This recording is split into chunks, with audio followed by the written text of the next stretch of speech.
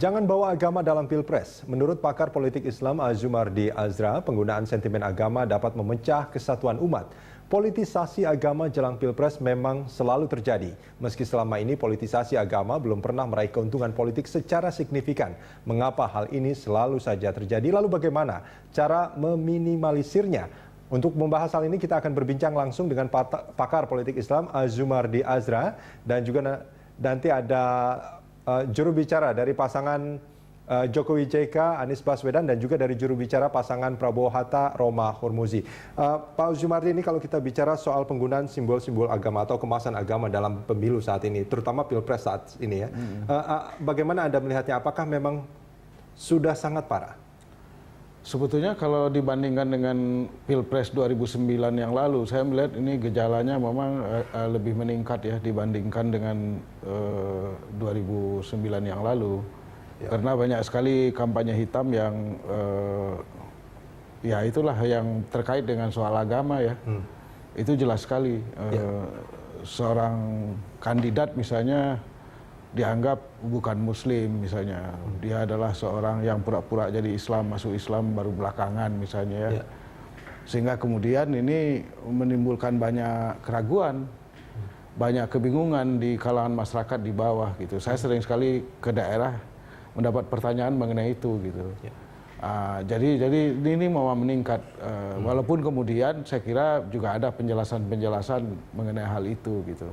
Tapi tidak sepenuhnya juga, saya kira penjelasan itu bisa menghapus keraguan gara-gara kampanye yang seperti itu. Dampaknya seperti apa sebetulnya kalau kita menggunakan simbol-simbol agama dalam kampanye, atau bahkan sebelum kampanye itu sudah dilakukan? Sebetulnya kalau dampaknya ya mungkin tidak terlalu signifikan ya, tetapi itu kan mengacaukan demokrasi, mengacaukan juga hubungan antar masyarakat, antar umat beragama, itu kemudian membuat kacau, terjadi distorsi-distorsi yang kemudian bahkan bisa menimbulkan ketegangan-ketegangan ya yang tidak perlu sesungguhnya ya.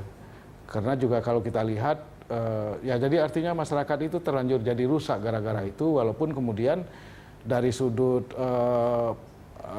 perilaku pemilih ya dalam memberikan suaranya itu tidak banyak dampaknya. Kita juga lihat misalnya pada Pilgub DKI yang lalu ya kan, itu juga banyak juga kampanye hitam menyangkut agama itu, tapi itu kemudian tetap saja pasangan yang menjadi sasaran itu menang ya dalam Pilgub DKI gitu. Jadi itu yang kita lihat. Artinya tapi sentimen agama sebetulnya sudah tidak berpengaruh signifikan pada elektabilitas pasangan ya? Tidak berpengaruh signifikan. Mungkin bagi sebagian kalangan tertentu ada gitu, tapi itu jumlah yang saya kira nggak signifikan lah mau mempengaruhi jumlah pemilih gitu. Baik, ya, dan melalui sambungan Aviwes ada Mas Anies Baswedan. Mas Anies.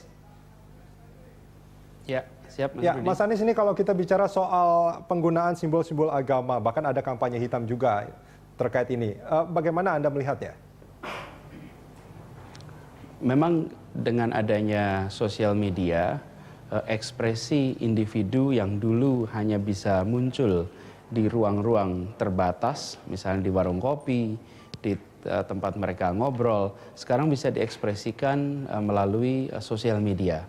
Dan itu artinya ekspresi apapun, termasuk sentimen-sentimen mikro, baik itu misalnya sentimen etnis, sentimen agama, suku, dan lain-lain bisa dimunculkan. Nah, pada saat pemilihan presiden seperti sekarang ini, di mana ada polarisasi muncul, kemudian ekspresi-ekspresi seperti itu menguat. Artinya ada ekspresi yang cukup masif. Tetapi saya sendiri melihat dari sisi pesan kampanye akan tetap fokus pada apa yang akan dikerjakan, reputasi calon, kemudian gagasan-gagasan yang ada, daripada merespon ekspresi-ekspresi sentimen seperti itu. Apalagi hal-hal yang sebenarnya di negara yang memiliki prinsip Pancasila, di mana setiap warga negara memiliki kedudukan yang sama, apapun latar belakang agamanya, apapun latar belakang etnisnya.